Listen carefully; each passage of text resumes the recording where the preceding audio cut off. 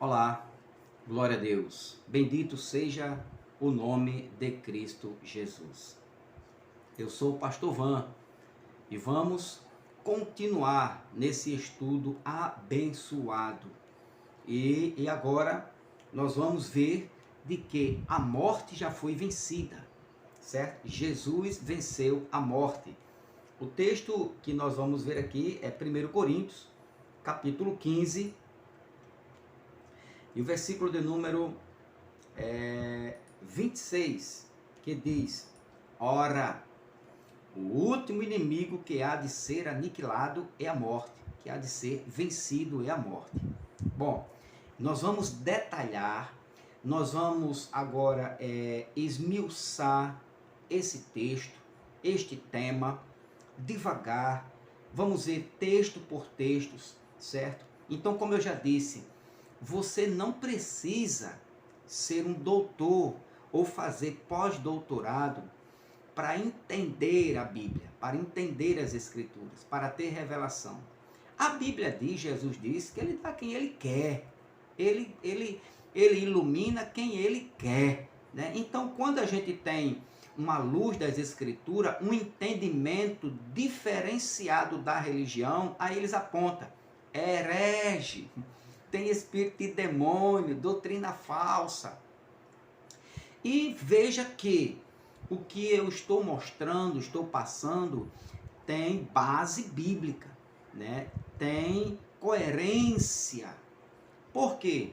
Porque eu estou mostrando para você, na sua Bíblia, que Jesus venceu a morte. Então dizer assim, Jesus, pronto, a morte foi vencida. Não, mas eu creio. Não existe isso. Não existe, não, irmão, pela fé eu creio. Não. Tem que ser, você tem que ter respaldo nas Escrituras. Você tem que provar com o texto bíblico. E, se possível, ainda correlacionar, que é para poder trazer um entendimento, para fechar e dizer realmente não tem saída. Então, a morte foi vencida. Então, prove, pastor Van. Ora, o último inimigo que há de ser aniquilado ou destruído é a morte. Beleza? Vamos lá. Então, me ajuda, dá o like, aperta lá no sininho e, se não é inscrito ainda, mas se recebeu agora, né, por um amigo, uma amiga, que já está esclarecido, que já faz parte do Evangelho da Graça, então se inscreva, me ajuda aí se inscrevendo no canal, se inscreva com força e peça para que o povo se inscreva para me ajudar em nome de Jesus. Não ajudar financeiramente não, para que o canal continue crescendo e cada inscrição de alguém me inspira, né, a estudar. Eu, pelo menos, eu estudo praticamente 5, 6 horas por dia. Então, quando eu estou estudando, pesquisando, eu gosto de meditar bastante. Não só na rede social, no Google, não, mas também nos bons livros. Graças a Deus, né, eu tenho uns bons livros. Não sou preguiçoso, eu gosto mesmo, né, de me debruçar e abraçar o conhecimento, que é bem-vindo para a glória de Deus. Então vamos ver aqui este último inimigo ser vencido. Então, como eu falei no vídeo passado, aí você agora tem que, se não viu, você tem que ver os primeiros vídeos, né, os primeiros estudos sobre Satanás, a antiga serpente, o diabo, foi vencido. Foi vencido por Cristo. Cristo nasceu de mulher, venceu ele. Então, este verbo aqui, sim, então, em 2 Timóteo, agora vamos ver aqui se ele foi vencido ou não. Olha só, o último inimigo a ser vencido seria a morte, ou foi a morte. Romanos, tudo tem ligação, esses textos aqui. 16, 20 diz: E o Deus de paz esmagará em breve Satanás debaixo de vossos pés. Debaixo de vossos pés. Muito bem. Agora vamos ver o último inimigo a ser vencido, a morte. Vamos aqui para 2 Timóteo, capítulo 1, e versículo de número 9 e 10. Presta bem atenção aqui no que está escrito. O que nos salvou e chamou com uma santa vocação, você foi vocacionado, escolhido por Cristo Jesus, eleito, predestinado antes da fundação do mundo. Não segundo as nossas obras. Você não precisou fazer nada para ser salvo, nada. Mas segundo o seu propósito, seu próprio propósito e graça, foi pela graça, que nos foi dado em Cristo Jesus, antes dos tempos dos séculos. Antes dos tempos dos séculos. Então, antes da fundação do mundo, seu nome estava lá escrito no livro da vida. Você nasceu e ele te deu o Espírito Santo e lhe chamou, lhe escolheu. Ali você foi batizado com o Espírito Santo e passou a crer, né, em Cristo Jesus, o Cristo ressuscitado para a glória de Deus. Agora o 10. Isto aqui estava oculto antes dos tempos. E com a vinda de Cristo, isto foi revelado. O que foi revelado, pastor? E que manifesta agora pela aparição de nosso Salvador Jesus Cristo, pela aparição de Cristo, o qual aboliu a morte e trouxe à luz a vida e a incorrupção pelo Evangelho. Aboliu a morte. Por que o senhor está trazendo isso, pastor? Para ficar bem claro de que quem aboliu a morte foi Cristo Jesus. A gente vai chegar lá. Olha o que diz, vamos ver aqui outra versão. Almeida século 21, que diz: ele se manifestou pelo aparecimento de nosso Senhor Jesus Cristo, que destruiu a morte. Destruiu a morte. King James diz que aniquilou a morte. Olha, aboliu, destruiu, aniquilou a morte. O que outra diz aqui? Nova linguagem de hoje. Ok. Então vamos ver aqui.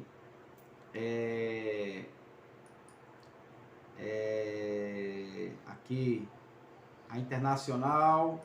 O que diz a internacional? E ele tornou inoperante a morte. A morte não opera mais na vida do cristão. Vamos ver aqui, nova versão transformadora. Jesus que destruiu o poder da morte. Tá vendo aí? Jesus destruiu o poder da morte. Vamos voltar lá para a corrigida fiel, que é boa navegar com ela. Então, o qual aboliu a morte, destruiu, né? Ele deixou a morte inoperante. Então, esta palavra aqui, ó, para abolir ou destruir, como eu falei no vídeo anterior, katargel, é um verbo grego. Pastor, há alguns professores de teologia, eles, não, mas você tem que saber que isso aqui é um pronome, é um substantivo, é um verbo, é um adjetivo, né? Ele está no acusativo.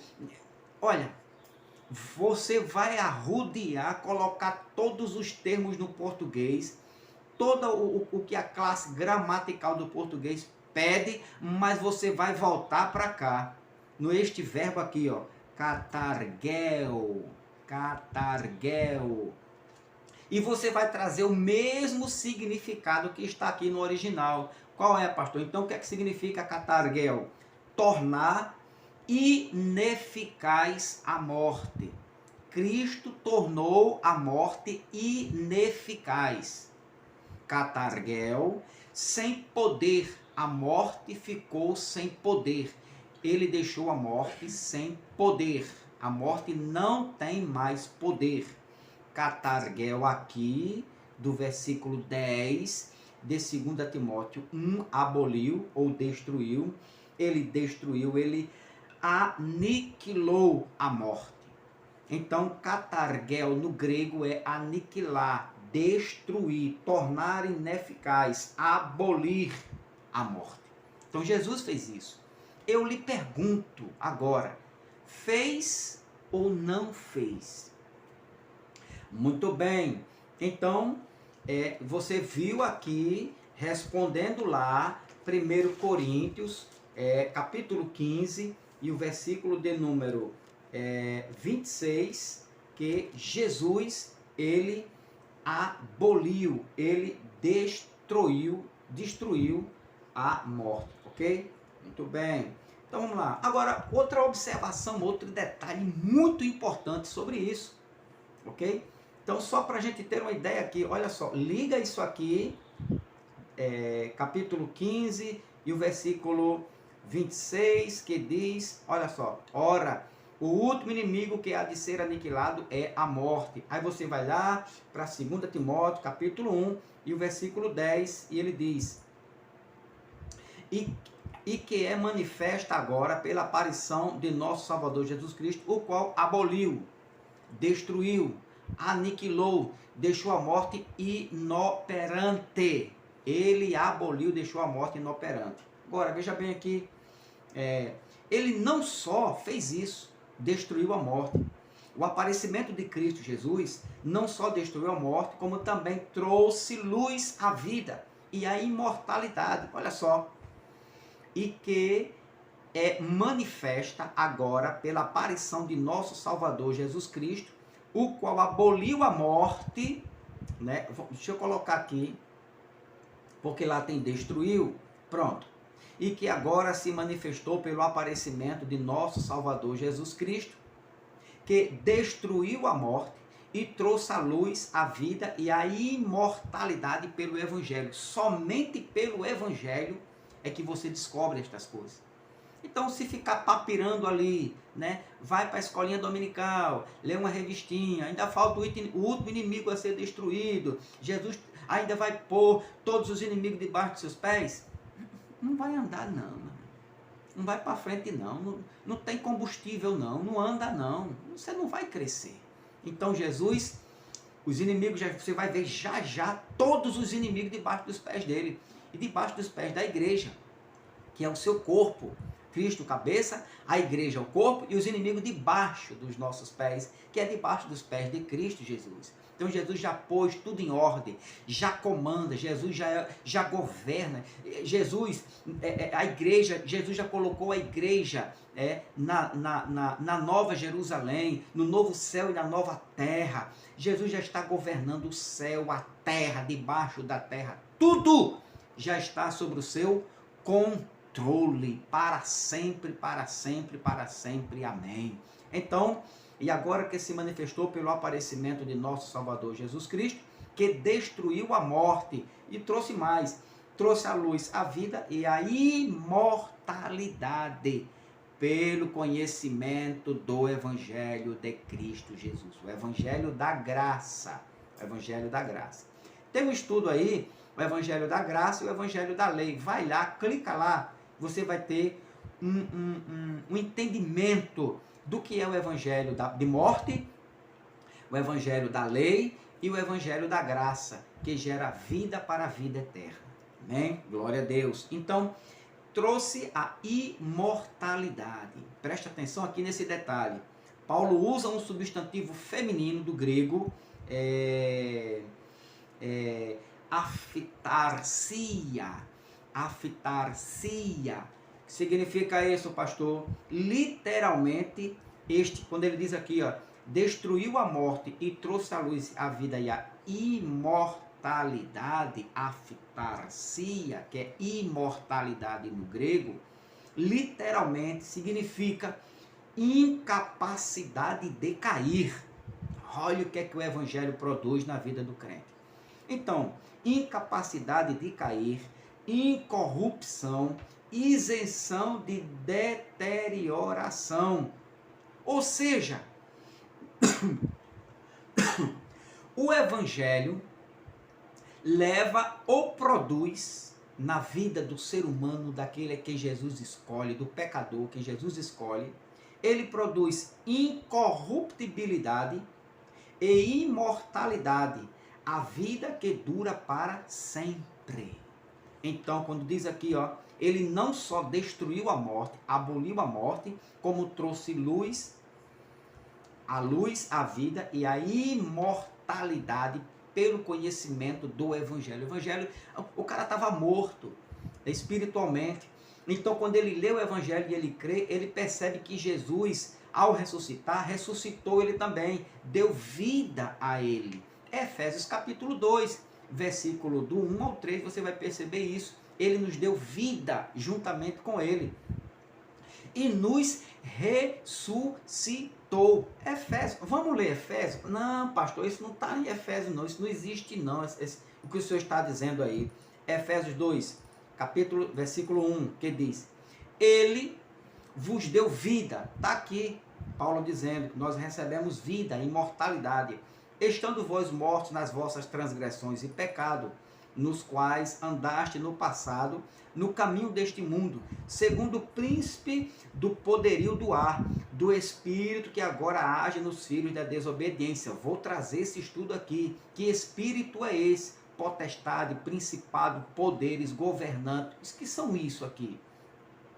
Então, 3, entre os quais todos nós também andávamos segundo os desejos da carne, fazendo a vontade da carne e da mente, e éramos por natureza filhos da ira, como os demais. Agora, detalhe: mas Deus, que é rico em misericórdia, pelo seu imenso amor, que nos amou, estando nós ainda mortos em nossos pecados, nos deu vida, imortalidade.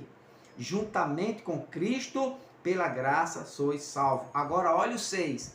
E nos ressuscitou, juntamente com ele, e com ele nos fez assentar nas regiões celestiais. Vamos saber o que significa regiões celestiais? Em Cristo Jesus. Amém? Então ele nos deu vida, nos ressuscitou e nós temos agora a imortalidade. Pastor, por quê? O que morre é o quê? O corpo físico, esta carne podre. Segundo Coríntios capítulo 5, Paulo fala sobre isto, do versículo 1 ao 8. Mas vamos voltar lá para 2 Timóteo capítulo 1, versículo 10, que diz: e agora se manifestou pelo aparecimento de Cristo, de Jesus, de nosso Salvador Cristo Jesus, que destruiu a morte, aniquilou, a morte agora é inoperante, e trouxe à luz a vida e a mortalidade, e a imortalidade pelo Evangelho. Muito bem, então morte e imortalidade aqui é um substantivo feminino que Paulo escreve afitarsia, que é incapacidade. Esta palavra aqui, imortalidade, que você está vendo aí no telão, esta palavra no grego significa incapacidade de cair, incorrupção, isenção de deterioração. O Evangelho, ele produz incorruptibilidade, imortalidade, e ele produz uma vida, a vida que dura para sempre, né? Então, onde operou o pecado, superabundou a graça de Cristo, superabundou a vida eterna, conhecimento para a eternidade. Louvado seja Deus. Somente por meio do Evangelho se descobre as maravilhas de Deus. E isto aqui é uma maravilha, saber que o meu Senhor, o teu Senhor, destruiu a morte. Você vai ver mais detalhes sobre isto. Então veja que o que o Evangelho produz. Olha lá, 2 versículos, poderia sentar aqui, citar centenas, mas eu vou citar 2 versículos, que está lá em Romanos, capítulo 1, versículo de número 16, que diz: porque não me envergonho do Evangelho, pois é o poder de Deus para a salvação de todo aquele que crê, primeiro do judeu e também do grego. Então não me envergonho do Evangelho de Cristo. Por quê? Porque ele me revela poder de salvação, poder de vida eterna, poder para me esclarecer, me orientar e me afirmar que o meu Jesus venceu a morte e me trouxe luz e incorruptibilidade,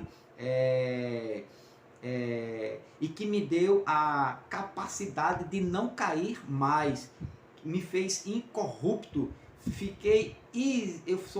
Nós somos agora isento de ser isenção, nos deu isenção de deterioração. Não seremos mais destruídos pela morte.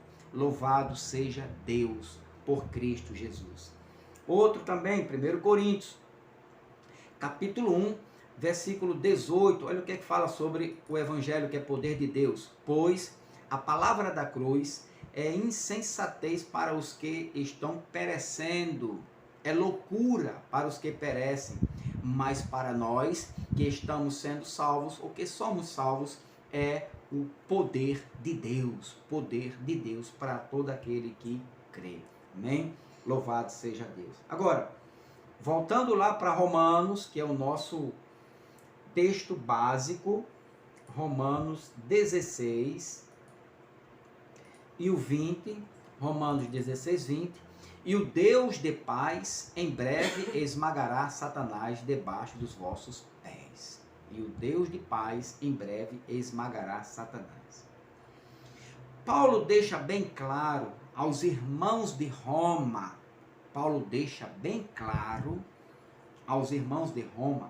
que a força e o poder de Satanás seria rompido, tirando para sempre,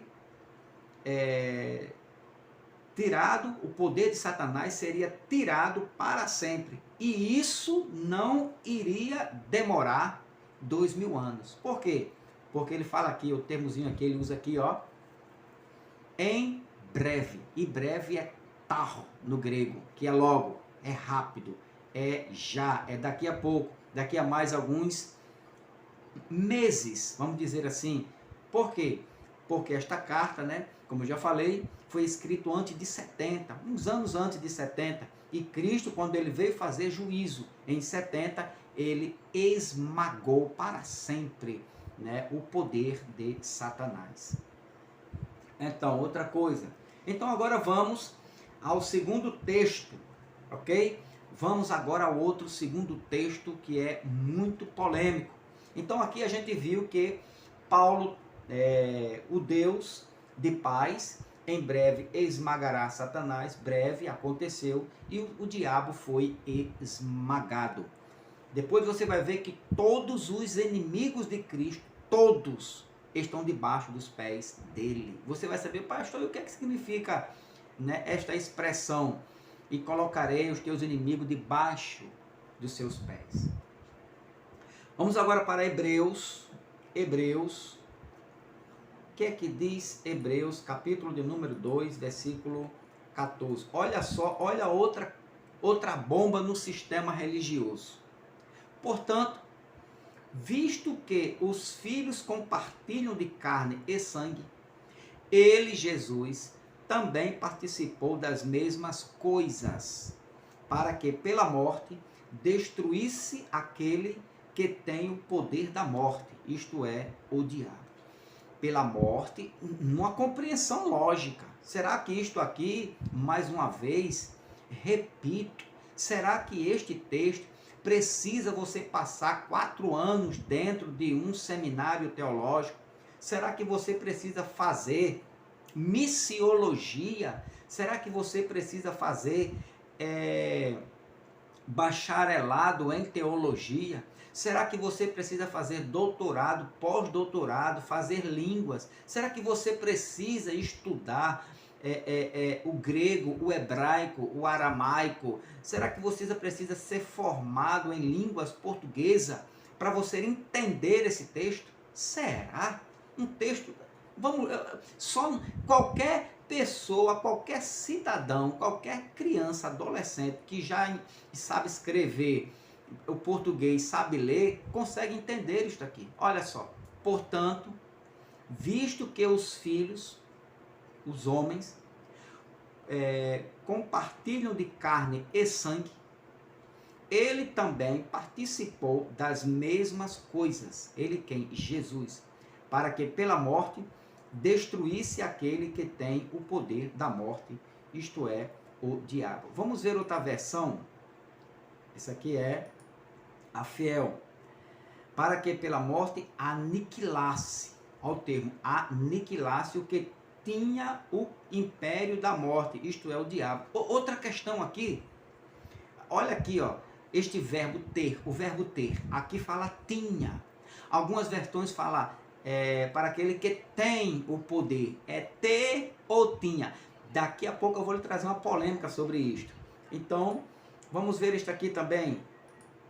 A King James atualizada, para que pela morte destruísse aquele que tem, olha só, uma trouxe tinha, o outro trouxe tem, o poder da morte. Vamos ver a outra versão, versão internacional, para que por sua morte derrotasse aquele que tem, olha só, o poder da morte, o diabo. E na linguagem de hoje, ok, não funciona. Vamos aqui para nova versão transformadora. Diz assim, ó, visto portanto que os filhos são seres humanos, olha só, feitos de carne e sangue, o filho, referente a Cristo, também se tornou carne e sangue. Olha só que versão abençoada. Pois somente assim ele poderia morrer. Eita glória, olha só. E somente ao morrer destruiria o diabo que tinha o poder da morte. Pronto. Pela morte ele destruiria o que tinha o poder, que tinha, ao verbo passado, o poder da morte, isto é, o diabo. Então, voltar para fiel. Então, você já viu que as versões, elas se completam, né? Então, Jesus, ao morrer, destruiu. Então, enquanto estava vivo, ele iria destruir. Porque aqui diz que, visto como os filhos participam da carne e do sangue, também ele participou das mesmas coisas, para que pela morte. Então, só através da morte de Jesus, no Calvário, naquela cruz, quando ele bradou o seu Espírito, quando ele bradou ali, disse, e entregou o Espírito ao Pai, disse, Pai, em tuas mãos entrego o meu Espírito, que deu suspiro. O que aconteceu com o diabo? Destruiu, foi destruído. Tá vendo aí? Então é assim que nós entendemos a Escritura. É pedir, é buscar, estudar, meditar e não simplesmente ler ou ir para uma igreja, bota a Bíblia debaixo do braço, vem com a Bíblia debaixo do braço, chega em casa, vai dormir e não lê. Não é assim que funciona. Você tem que ler, você tem que estudar, tem que meditar, tem que pesquisar, tem que brigar com ela para que ela possa lhe revelar, porque ela é viva e eficaz. Então, pela morte de Cristo, Cristo destruísse, né, o diabo, aquele que tinha o poder da morte, isto é, o diabo. Beleza? Entendido aí? Muito bem. Então vamos aqui agora. Por sua morte, pela morte de Cristo, destruísse aquele que tem o poder da morte, a saber, o diabo. Tem ou tinha? Depois a gente vai debater isso aqui, que tinha ou tem. O aqui, nessa tradução, é tinha, ok? Na Almeida Corrigida Fiel diz que tinha, mas algumas traduções diz que tem. Então, por sua morte, destruísse aquele que tem o poder da morte, o diabo. A epístola, a carta aos Hebreus, foi escrita no ano 60, 64, mais ou menos aí. Isso aí, a gente faz uma pesquisa e vê lá 8 ou 10 teólogos, vai lá nas escrituras, vai lá no procura saber, vai nos livros, e você tem uma ideia em que ano foi escrito Hebreus. Então, Hebreus foi escrito mais ou menos, não podemos dizer com rigidez, com eficácia, e dizer foi tal ano. Foi escrito mais ou menos, todos eles chegam a este acordo, entre o ano 60 e o ano 64 depois de Cristo. No ano, quando Cristo morre e ressuscita, então foi escrito no ano, Cristo morreu no ano 33, então mais ou menos 30 anos depois, Paulo escreve esta carta aos romanos. Então, por sua morte, Paulo usa um substantivo masculino, thanatos. Thanatos, que é um substantivo grego usado para... Paulo, quando usa morte aqui, ele está se referindo à morte natural, thanatos. A extinção da vida, seja ela morte natural ou por violência. Então, neste contexto de Hebreus 2,14, thanatos fala da morte de Jesus como morte expiatória. Isso é importante a gente aprender isto. Cristo então, thanatos, a morte de Jesus, fala da morte como morte expiatória. Expiatória foi o sacrifício expiatório, ou sacrifício que a teologia chama de substituto. O sacrifício substituto. Ou seja, Jesus morreu pelo seu povo. Jesus levou na cruz, na sua morte, os pecados de seu povo, somente, não foi de todo mundo.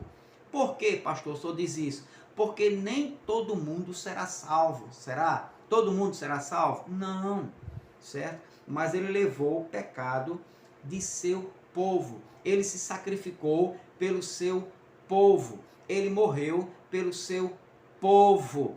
Ele derramou sangue pelo seu povo. Ele levou o pecado de seu povo. Prove isso, pastor.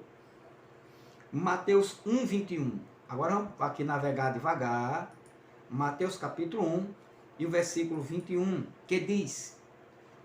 Eu poderia lhe apresentar vários textos, várias passagens, dezenas e dezenas. Vou apresentar algumas aqui. Algumas, um bocadinho, mas tenha paciência. Você vai aprender para se defender contra a religião. E dará à luz um filho. Lembre-se, Jesus morreu para o seu povo, se sacrificou para o seu povo, ok? Derramou sangue para pagar o pecado do seu povo. E dará à luz um filho e chamará o seu nome Jesus, porque ele salvará todo mundo. Não. Ele salvará o seu povo dos seus pecados. Então, Cristo morreu para salvar quem? O mundo todo? Não. Só o seu povo. Outro, pastor, mostre outro. Tudo bem, pastor, esse aí tá beleza. É um versículo isolado, né? Então, vamos ver outro. Lucas capítulo 1. Vamos agora para Lucas capítulo 1. Versículos de número, a partir do versículo 69. 69. Olha só, até o 77, diz assim, 69, e nos levantou uma salvação poderosa na casa de Davi, seu servo. Olha só, olha a ligação aqui, na casa de Davi, judeu, a linhagem judaica, até Jesus, que morreu, e Lucas diz, e nos levantou uma salvação poderosa na casa, Lucas escreve, de seu servo. Olha o 70. Como falou pela boca dos seus santos profetas, desde o princípio do mundo. 7:1. Para nos livrar dos nossos inimigos e da mão de todos os que nos odeiam. Para manifestar misericórdia a nossos pais e lembrar-se da sua santa aliança. A aliança foi feita com quem? Com os judeus. E do juramento que jurou a quem? Abraão. Abraão foi um gentio. Não, Abraão foi um judeu, nosso pai. Ele se referindo a ele, a nação deles. De conceder-nos que, libertados da mão de nossos inimigos, e serviríamos sem temor, em santidade e justiça perante ele todos os dias de nossa vida. E tu, ó menino, se referindo a Cristo, serás chamado profeta do Altíssimo, porque hás de ir ante a face do Senhor e preparará os seus caminhos.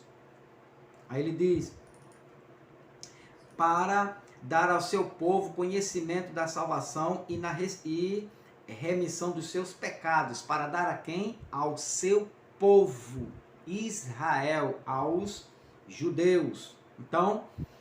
Então Jesus veio para o seu povo. Ah, pastor, tudo bem, o senhor usou aí Mateus e Lucas, tem outro? Tem.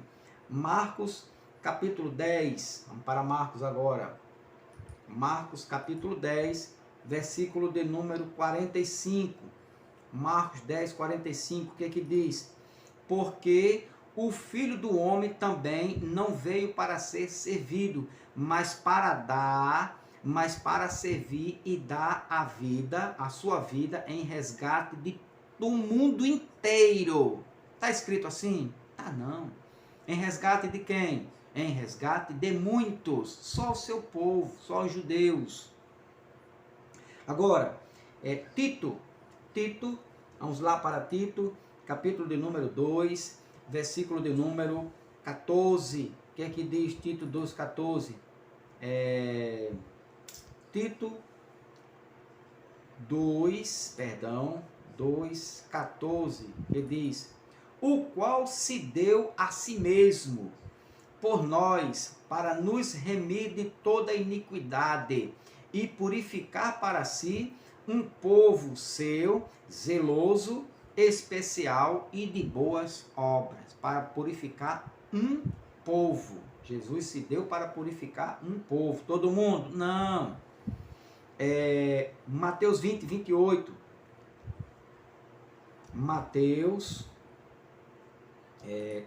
20, 28, que diz, bem como o Filho do Homem, vamos lá, bem como o Filho do Homem não veio para ser servido, mas para servir e para dar a sua vida em resgate de muitos, não de todos. Ele não veio resgatar todos, salvar todos, mas muitos. Hebreus 9, 28. Hebreus capítulo 9, versículo de número 28, que diz, assim também Cristo, oferecendo-se uma vez para levar os pecados de toda a humanidade, é assim? Não. Para levar os pecados de muitos, aparecerá segunda vez sem pecado aos que o esperam para a salvação. Então ele, para levar os pecados de muitos, e não de todos, ok? Então, João, para a gente fechar isso aqui, eu poderia citar aqui mais umas dezenas de versículos, mas vamos para João, capítulo 10, e o versículo de número 26. Olha só o que diz João 10, 26. Mas vós, olha quem está falando isso aqui é Jesus. Mas vós não credes. Por que você não crê no Evangelho da Graça, na revelação da graça, na salvação eterna, na predestinação, né? No poder que há no Evangelho da cruz? Por que você não crê assim? Por causa disso aqui, ó. Mas vós não credes, porque não sois das minhas ovelhas, como já vou-lo tenho dito. Mas você deste canal, crer em Cristo Jesus, o ressuscitado, assim como ele também me fez crer neste entendimento maravilhoso. Mas vós não credes porque não sois das minhas ovelhas. Se não é da ovelha de Cristo, não foi um predestinado. 27. As minhas ovelhas ouvem a minha voz. As minhas ovelhas. E eu conheço-as e elas me seguem. Todos, só as ovelhas de Cristo. Agora, olha que bênção. E dou-lhes a vida eterna, e nunca hão de perecer. Dou-lhes a vida eterna, vírgula, olha a segunda bênção. E nunca hão de perecer, vírgula, a terceira bênção. e ninguém as arrebatará da minha mão. Então, são todos que vão herdar a vida eterna? Não. Você quer ver a prova? Olha, você, leia bem isso aqui. E dou-lhes a vida eterna quem? Só as ovelhas dele, né? Aqui, ó, as minhas ovelhas me ouvem e eu as conheço e elas me seguem. Aí ele vai para cá. Vós não credes porque não sois das minhas ovelhas. Como já eu tenho dito, não adianta, vocês não vão crer. Jesus falando para os fariseus, os doutores da lei, os homens de anéis, né, os palitosados, os gravatados, né, do sapatinho preto brilhando, né, daqueles que chegam, batem no púlpito com tanta força, os que dão rodopiadas no púlpito, né, os que falam línguas estranhas, né, os que profetizam, os que têm os bolsos cheios dos dízimos das ovelhas, né, esses que não conhecem o evangelho da graça de Cristo. Jesus diz: vocês não são das minhas ovelhas. E aos que conhecem, ele garante 3 bênçãos: dou-lhes a vida eterna, uma; nunca hão de perecer, nunca, 2; e a terceira bênção: ninguém as arrebatará. Não vai perder a salvação, não se perde salvação, porque ele diz aqui, ó, meu Pai que me deu vocês, o meu Pai que me deu é maior do que todos, e ninguém, eita glória, ninguém pode arrebatar você das mãos de Deus. Louvado seja Deus. Então, bendito seja Deus.